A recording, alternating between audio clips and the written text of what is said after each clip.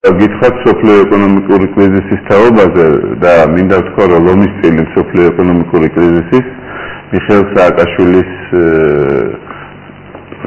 სააკაშვილიდან მოდის, ესე ვთქვათ, აგვისტოს მოვლენების მერე მოხდა პრაქტიკულად ის დიდი ეკონომიკური კრიზისი, რამე თუ ცივი ომის ნიშნები გამოჩნდა მსოფლიოში და ცივი ომის ნიშნები ეს ნიშნავს, რომ აქციები ამა თუ იმ კომპანიების თუ კორპორაციების ძალიან მრავალჯერ დაეცა. იმის მერე რაც შეხვდნენ ობამა და მედვედევი, აქციების